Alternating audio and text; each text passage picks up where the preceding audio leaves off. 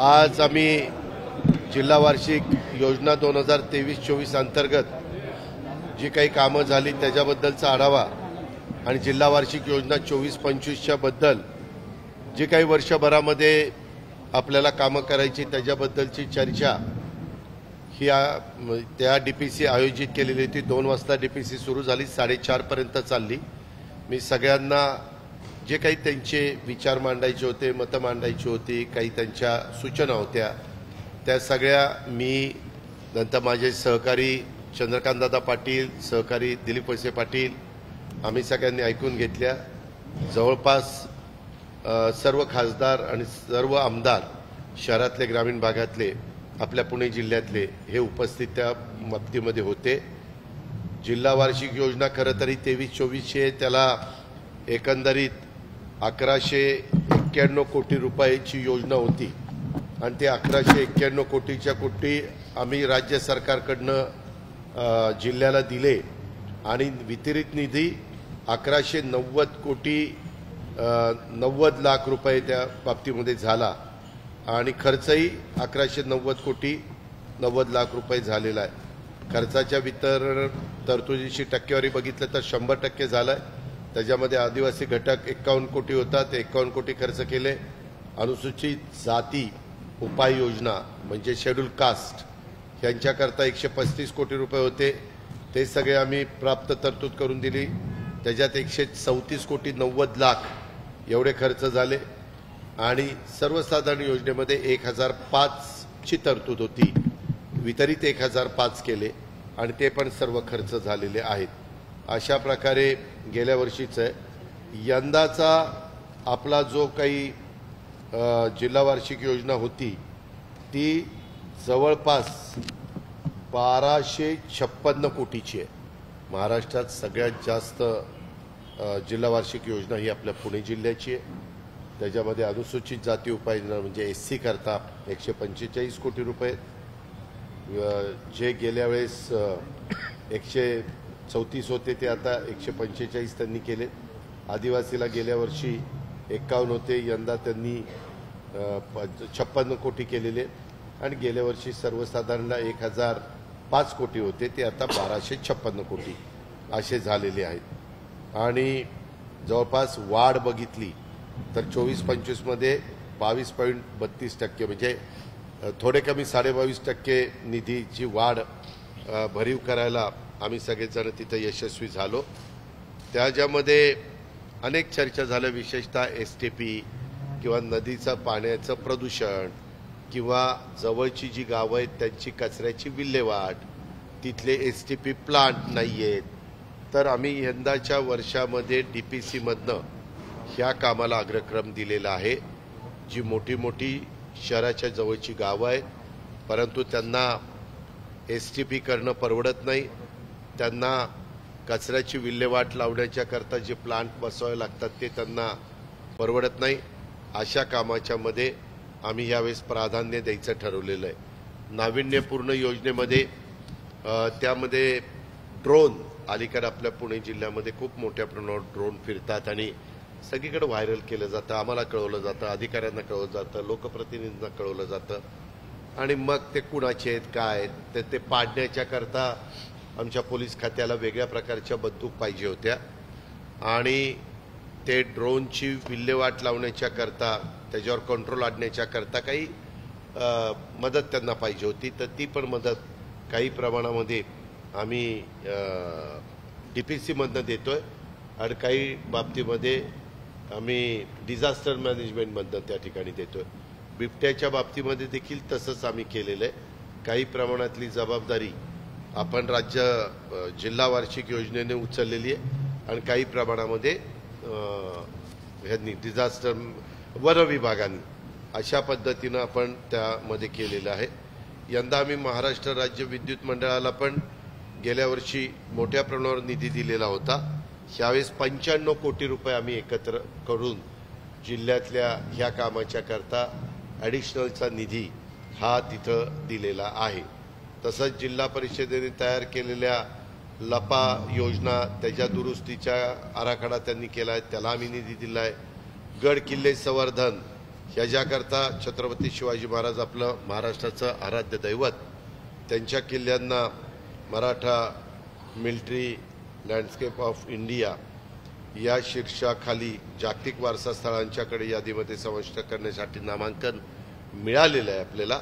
यामध्ये आपले शिवनेरी, राजगड परिसरातल्या सर्वच किल्ल्यांचा समावेश तिथं झालेला आहे। त्याच्यामध्ये जागतिक वारसा संदर्भात युनेस्कोचे पथक देखील या सर्व किल्ल्यांची पाहणी सप्टेंबर 2024 मध्ये करणार आहे आणि तिथं मूलभूत आणि पायाभूत सुविधांच्या सोयी या सर्व ठिकाणी उपलब्ध असणं आवश्यक आहे। त्याकरता देखील आम्ही निधी मोठ्या प्रमाणावर द्यायचं ठरवलेलं आहे। त्याप्रमाणे स्वतंत्रपणे राज्य स्तरावर तरतूद देखील आम्ही केलेली आहे, कारण तुम्हाला माहिती आहे गड किल्ल्याला मी वेगळं हेडच राज्य सरकार म्हणजे बजेट पेश करत असताना केलेलं आहे आणि काही कमी पडेल तर आमच्या जिल्हा वार्षिक योजनेकरता देखील निधी उपलब्ध करून देण्याची आम्ही आज मान्यता घेतलेली आहे। अंगणवाड्या, काही भागातल्या अंगणवाड्या जरा खराब आहेत, त्या देखील बांधकामाच्या करता निधी आम्ही द्यायचा ठरवलेला आहे। क वर्ग तीर्थक्षेत्र आराखडा ह्याच्या पण बऱ्याच सूचना लोकप्रतिनिधींच्याकडनं आल्या। त्यांना मी असं सांगितलं की जिल्हाधिकारी पुणे, SP पुणे ग्रामीण आणि CEO चीफ एक्झिक्युटिव्ह ऑफिसर जिल्हा परिषद पुणे ह्या तिघांची कमिटी केली। आमदार बरेच जण मागणी करतात आमच्या इथं क वर्ग तीर्थक्षेत्र आराखडा मंजूर करा किंवा दर्जा द्या, पण तिथं लाखाच्या पेक्षा जिथं जास्त लोकांचं येणं जाणं असतं अशी कामं पहिल्यांदा घ्यायचं आम्ही ठरवलेलं आहे आणि आजच्या बैठकीमध्ये या 3 लोकांच्या कमिटीला त्याची पाहणी करून मला अहवाल द्यायला सूचना दिलेल्या आहेत। अशा प्रकारे आज अतिशय खेळीमेळीच्या वातावरणामध्ये मीटिंग त्या ठिकाणी झाली। डेंग्यू आणि झिका या आजाराचा पण प्रादुर्भाव वाढू नये म्हणून PMC आणि PCMC हे ज्या काळजी घ्यायला पाहिजे, ज्या ॲक्शन घ्यायला पाहिजे ते घेता येतच, परंतु त्याचबरोबर आमच्या मुख्य कार्यकारी अधिकारी जिल्हा परिषदेला त्यांनाही सांगितलेलं आहे फवारणी करणं, इतर ज्या काही गोष्टी असणं, त्यामध्ये देखील आपल्या ग्रामीण भागात मला वाटतं 2 पेशंट सापडलेले, परंतु ते पेशंट आता बरे आहेत। ग्रामीण विकासाच्या करता ग्रामपंचायत जनसुविधांच्या करता मोठ्या ग्रामपंचायतींना मी मगाशी सांगितलं त्यांना नागरी सुविधांच्या करता ग्रामपंचायती मोठ्या आहेत पण त्यांना निधी नाही, कमी पडतो, अशांना आम्ही निधीची तरतूद केलेली आहे। परिवहनाच्या करता देखील म्हणजे रस्त्यांच्या करता ग्रामीण मार्ग, इतर जिल्हा मार्ग, साकव बांधकाम ह्या करता देखील आम्ही भरीव अशा प्रकारची तरतूद आजच्या DPCच्या निमित्तानं केलेली आहे। सुरुवातीलाच आम्ही आज हे सगळं करत असताना जिल्हाधिकाऱ्यांनी सुरुवातीलाच राज्य सरकारची माझी लाडकी बहीण ही योजना असेल, आमच्या मुलींना 8 लाखाच्या आतमध्ये उत्पन्न असणाऱ्या आईवडिलांच्या मुलींना 100% शासकीय त्यांचं फी वगैरे द्यायचं तो निर्णय असेल, 3 गॅस सिलेंडर देण्याचा निर्णय वर्षाला असेल, हे सगळं केशरी कार्डधारक, त्याचबरोबर पिवळं कार्डधारक, अंत्योदय योजनेची लिस्ट अशा या सगळ्या घेऊन त्यामध्ये आम्ही त्यांना प्राधान्याने हे सगळं देणार आहोत। वीज माफीच्या बद्दल देखील जिल्हाधिकाऱ्यांनी आपल्या जिल्ह्यात किती लोकांना फायदा होतो, काय होतो त्याचं पण इत्थंभूत प्रेझेंटेशनमध्ये दाखवलेलं आहे। पर्यटन विकासाला आम्ही थोडे अधिक चालना द्यायचं ठरवलेलं आहे। मोठ्या ग्रामपंचायतींना STP आणि SPU, CPU, SWP काय दिलं, CPU आणि STP आणि SWP हे पण मूलभूत बाबींच्यासाठी निधी देण्याचा आज निर्णय झालेला आहे। हरित महाराष्ट्र, गतिमान प्रशासन, कौशल्यपूर्ण रोजगार निर्मिती, कृषी विकास दरात दरडोई कृषी उत्पन्नात वृद्धी करणं आणि सर्वांसाठी पाणी, दुष्काळमुक्त महाराष्ट्र अशा पद्धतीनं ह्या महायुती सरकारची पुढची रूपरेषा ठरलेली आहे आणि त्याच्याबद्दल पण आज आम्ही बऱ्यापैकी चर्चा केली. आत्तापर्यंत जिल्ह्याचा विचार करता मुख्यमंत्री माझी लाडकी बहीण योजनेमध्ये आज अखेर 4,29,000 अर्ज आमच्याकडे प्राप्त झालेले आहेत. रोज काम चालू आहे. तुम्ही म्हणताय तसं कधी कधी ऑनलाईन जरा गडबड होते. आता ती जगातच झालेली आहे. तुम्ही पण बघितलेलं आहे की विमानाची काय अवस्था झाली वगैरे वगैरे अशा काही गोष्टी आहेत.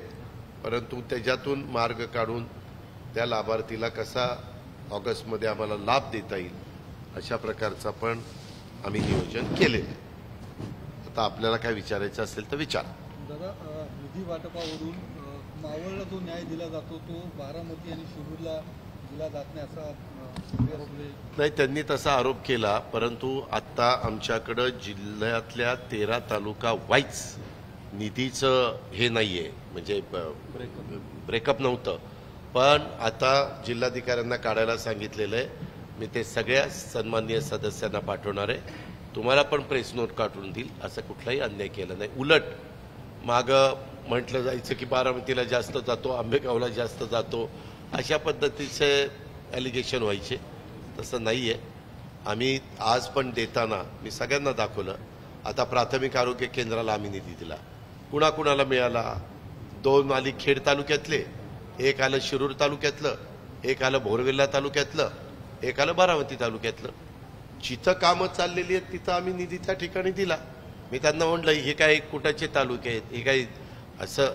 मी तरी गेले अनेक वर्ष ह्या जिल्ह्यांनी मला पालकमंत्रीपद दिलेलं आहे, मंत्रीपद दिलेलं आहे, महत्त्वाची पदं दिलेली. त्याच्यामुळं मी असा भेदभाव दुजाभाव कधी करत नाही. उलट सगळ्यांचं म्हणणं शांतपणे ऐकून घेत होतो आणि त्याला ज्याच्याकडं माझ्याकडे उत्तर होतं त्याला मी देत होतो. जे जिल्हाधिकाऱ्यांनी सांगितलं पाहिजे ते त्यांना सांगितलं. चंद्रकांत दादा पाटलांच्या पण काही प्रश्नाच्या बद्दलचा ओहापोह झाला, त्याला त्यांनी उत्तर दिलं. अशा पद्धतीनं आम्ही ही मीटिंग पार पाडली. तुम्हाला कुठं आवाज आला का, आरडाओरडा असलं काय? एक प्रोटोकॉल तुम्ही बैठकीमध्ये सांगितलं. खासदार आमदार निमंत्रित आहेत. शरद पवार साहेबांनी प्रश्न विचारला तालुका वाईज दिलेल्या निधी संदर्भातले ब्रेकअपचं कागद मिळावं. हो, मग सांगितलं ना. डिस्प्यूट सुरू झालं त्यावरून. नाही, एक मिनिट तसं नाही. ते तर द्यायला सांगितलेलंच आहे. नाही, तुम्ही एक प्रोटोकॉल सांगितला की खासदार आमदार जो खरा आहे तो प्रोटोकॉल सांगायला नको. आजपर्यंत मी इथं अनेक वर्ष पालकमंत्री म्हणून काम करत असताना खरा प्रोटोकॉल आपल्याला पण पाहिजे असेल तर शासकीय GR आहे. पुणे जिल्हा नियोजन समितीवर कोणी आहे, कोण विशेष निमंत्रित असतं, कोण सदस्य असतं, कुणाला काय राईट आहे. त्याच्यात खरा राईट आहे हा जिल्हा परिषद DPDCच्या ह्याला आहे, अध्यक्षाला आहे. त्याच्यानंतर सहअध्यक्षाला आहे आणि सदस्यांना आहे. आता आमच्याकडं स्थानिक स्वराज्य संस्थांना झाल्यामुळं खरा अध्यक्षाच्या नंतर मोठा अधिकार असतो तो जिल्हा परिषदेच्या अध्यक्षाला असतो. त्यांनी रस्त्याची लिस्ट करायची ती आम्हाला पाठवायची आणि आम्ही मंजूर करायची. अशा त्याच्यामध्ये गोष्टी असतात. त्या पण लक्षात आणून दिल्या. कारण बऱ्याच जणांना ह्याच्या आधी माहितीच नव्हतं की बाबा नक्की काय कुणाला अधिकार आहे. ते बोलल्यानंतर प्रोटोकॉल सांगितल्यामुळे असं चित्र निर्माण झालं की त्यांनी बोलू नये म्हणून. एक मिनिट, बोलू नये तर अरे बाबा, जे सदस्य आहेत ज्यांना बोलण्याचा अधिकार आहे त्यांना सेकंड लाईनला आम्ही बसवतो आणि फर्स्ट लाईनला सगळे खासदार आमदार असतात. बोलू नये म्हणून 2 तास तर मीटिंग त्यांनीच चालवली. मी फक्त उत्तर देण्याचं काम केलं. असं नाहीये. तुम्ही कारण नसताना गैरसमज करून घेऊ नका. पण ही गोष्ट सगळ्यांना माहिती व्हावी. तुम्ही म्हणाल ह्याच्या आधी का प्रश्न आला नाही? हा, ह्याच्या आधी प्रश्न असा आला नाही की जिल्हा परिषद माझ्याच विचाराची असायची. त्याच्यामुळं जिल्हा परिषदेच्या अध्यक्षाला मी सांगायचो की असा भेदभाव करून चालत नाही. आपल्याला 13ही तालुक्याला मदत करावी लागेल. 13 तालुक्यातले रस्त्यांची कामं देत चला. आता पण जिल्हाधिकाऱ्यांना सूचना केली, ज्या अंगणवाड्या खरोखरीच ज्या 13 तालुक्यातल्या अंगणवाड्याची इमारती कमकुवत आहेत, खराब आहेत, तिथं त्या द्या. आज निर्णय घेताना तेच निर्णय मी घेतलेले. जिथं गरज आहे, हा शेवटी जिल्हा आहे, हा जिल्हा नियोजन समिती आहे आणि त्याच्यामुळे जिल्ह्याला केंद्रातनं ज्या कामाला मदत करता येत नाही, राज्याच्या निधीतनं ज्या कामाला मदत करता येत नाही अशा कामांना आम्ही इथं प्राधान्य देत असतो आणि ते आज नाही ते पहिल्यापासून चाललेलं आहे. आता ह्याच्या आधी कुणी तसा विचार केलेला नव्हता, विचारलेलं नव्हतं. त्याकरता मी सगळी आपली माहिती आणलेली होती. कार्यकारी समितीचं काय GR आहे, ॲक्ट काय आहे 2000चा, त्याच्यामध्ये गॅझेट काय आहे, बेसिक GR काय आहे, परत गॅझेट 2019चं काय आहे. नंतर काही वेळेस काही ठिकाणी महाराष्ट्रात मागं असं झालं, पालकमंत्री एका विचाराचा आणि जिल्हा परिषदेचा अध्यक्ष दुसऱ्या विचाराचा, तिथं थोडेसे मतभेद झाले आणि मग ह्यांनी पण सांगितलं कोर्टाने की तुम्हाला जिल्हा परिषदेच्या अध्यक्षाच्या बाबतीतलं ऐकावं लागेल. त्यांनी केलेली शिफारस ही सगळी आम्ही मान्य करतोच असं नाही, आम्हाला नाकारण्याचा अधिकार आहे, परंतु नाकारून आम्ही जी काही शिफारस करू ती नाकारण्याचा अधिकार त्या जिल्हा परिषद अध्यक्षाला पण आहे. परंतु आता सगळा अधिकार सीओंना आहे. आम्ही त्यांना विनंती केली, आम्ही करतोय ते ना करू नका. तुम्ही म्हटल्यावर परत बोलले नाही पवार साहेब, काही प्रश्न विचारला नाही किंवा सूचनाही केली नाही तुम्ही? मला नाही. आता आपल्याला सगळं माहिती तर कशाला खोदू विचारतो. हो, मुख्यमंत्र्यांना एका खासदारांनी, सुप्रिया सुळे यांनी सूचना चांगली केली की लोकसभेच्या सेशनच्या आधी राज्याचे मुख्यमंत्री, म्हणजे ही पहिल्यापासून परंपरा चालत आहे, कधी ते इथं घेतात, कधी मुंबईला, दिल्लीला घेतात. इथं म्हणजे मुंबई किंवा दिल्लीला, आणि त्याच्यामध्ये कुठल्या कुठल्या डिपार्टमेंटची काय कामं, काय महाराष्ट्रातल्या 48 खासदारांनी आणि महाराष्ट्रातल्या राज्यसभेच्या खासदारांनी बोललं पाहिजे, तर ही माहिती त्यांना जर आम्ही दिली, पुस्तिका काढतो आपण आणि ती देतो. म्हणून मी CM साहेबांना फोन लावत होतो की साहेब आता अधिवेशन जवळ आलेलं आहे, तातडीनं मिटिंग घेतली तर आपल्याला ती माहिती देता येईल आणि आपले प्रश्न सोडवण्याच्या करता आम्ही जसं पाठपुरावा आमच्या स्तरावर करतो तसंच लोकसभेच्या सभागृहातल्या आयुधांचा वापर करून खासदार लोक पण आपल्याला मदत करू शकतात, तेही महाराष्ट्राच्या वतीनं निवडून जातात. पण नाही झाला, पण लागेल, काळजी करू नको, लागेल. आणि त्यावेळेस मी नक्की त्यांना सांगणार.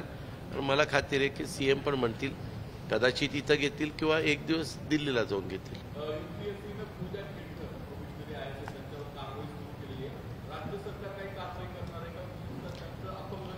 हो का, तुम्हाला सगळं माहिती आहे. काही बाबतीत IAS, IPS, UPSC ह्या सगळ्याच्या बाबतीत केंद्र सरकारच्या अखत्यारीत हा प्रश्न असतो. हे आपल्याला माहिती का? त्याच्यावर केंद्र सरकारने आता त्याची सर्टिफिकेट खोटी इश्यू झाली नाही, आता तिथनं चौकशी सुरू झालेली आहे, त्याच्यात त्यांच्या पुढे सगळ्या गोष्टी निष्पन्न होतील ना. मला आज दुपारपर्यंत असं सांगितलं की त्या व्यक्तींनी आपल्या इथल्या जिल्हाधिकाऱ्यांच्या बद्दल एक तक्रार केलेली होती. ती तक्रार आपल्या पोलीस CPंच्याकडे नोंदवण्यात आली, पोलीस स्टेशनला नोंदवण्यात आली.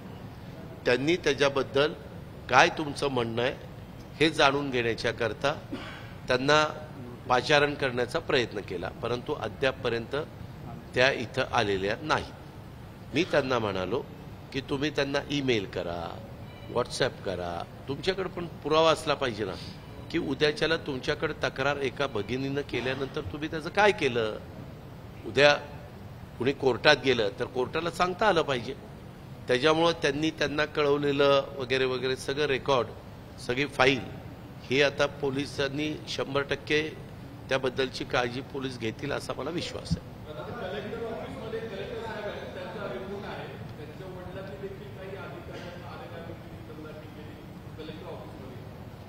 चौकशी करून जे काही योग्य असेल कायद्याच्या नियमाच्या मध्ये त्या पद्धतीनं पुढच्या गोष्टी घडतील.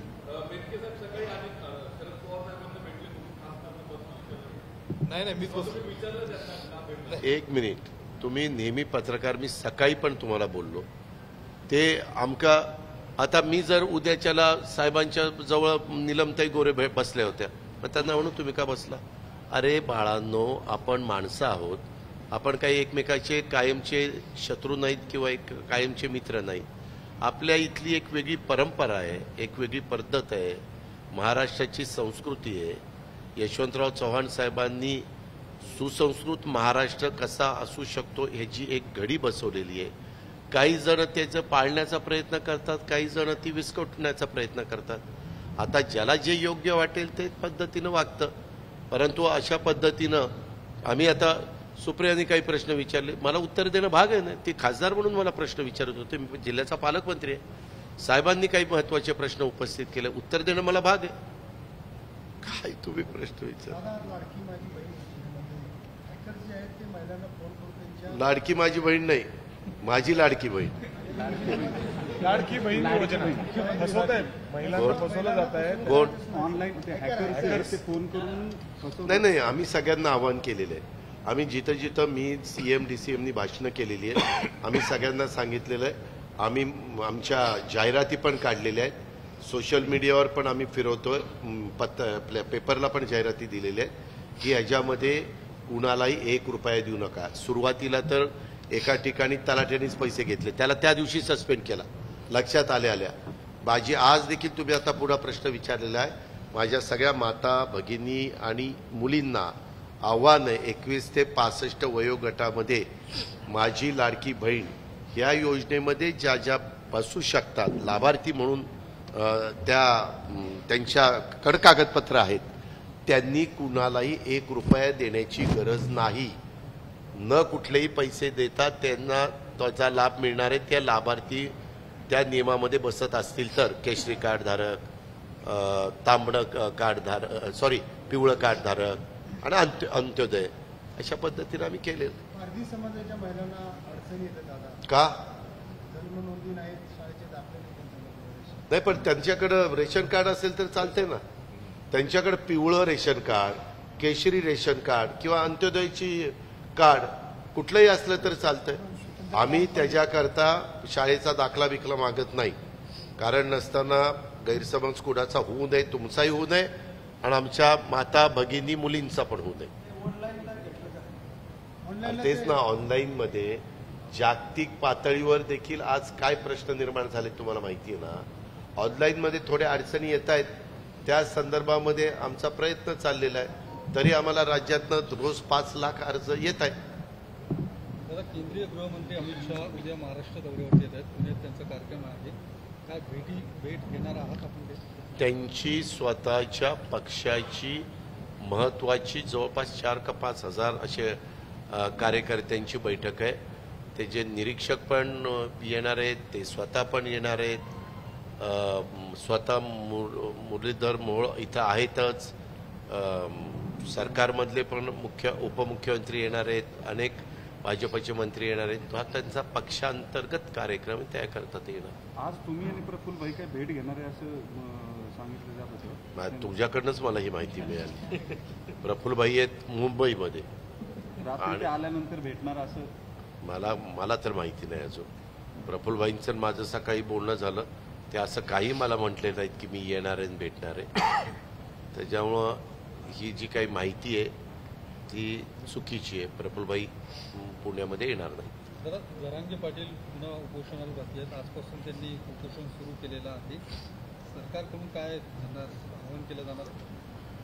त्या संदर्भामध्ये अनेकदा मुख्यमंत्र्यांनी अनेक शिष्टमंडळी तिथं पाठवली, चर्चा केली, आवाहन केलं की बाबा आम्ही मार्ग काढतोय, त्याच्यामध्ये असं प्रकारे उपोषण करू नका अशी विनंती केलेली आहे.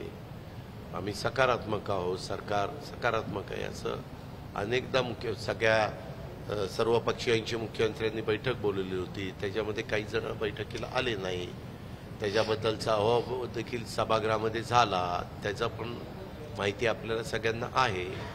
शेवटी तुमच्या माझ्या राज्यामध्ये कुठंही कायदा सुव्यवस्थेचे प्रश्न निर्माण होऊ नये अशा प्रकारची काळजी, खबरदारी ही राज्य सरकारला घ्यावी लागते. तशा प्रकारची काळजी राज्याचे प्रमुख हे घेत आहेत, एकनाथराव शिंदे साहेब आणि सरकार पण घेत आहे. पुणे नाशिक रेल्वेला 6 वर्ष झाले मान्यता मिळत नाहीये केंद्र सरकारकडून. ते रेल्वे विभागाकडे परत एकदा रेल्वे मंत्र्यांकडे जायचं, CM आणि दोन्ही DCMचं ठरलेलं आहे. कारण मागच्या वेळेस आपण असं ठरवलं की आपण आपल्याच ताकदीवरती पुणे नाशिक रेल्वे करायची, परंतु तुम्ही तुमच्या स्वतःच्या खर्चाने करत असला तरी इतर रेल्वे लाईनचे जोडण्याकरता तुम्हाला रेल्वे विभागाची परवानगी लागते. त्याच्यामुळं तिथं एकदा दिल्लीत जावं लागेल. अधिवेशनाच्या काळात सगळे तिथं आता वर्किंग डेला असतील. एकदा अर्थसंकल्प होऊ द्या, मग त्याच्यानंतर आम्ही जाऊन रेल्वे मंत्री महोदयांना भेटू. ABP माझा, उघडा डोळे बघा नीट.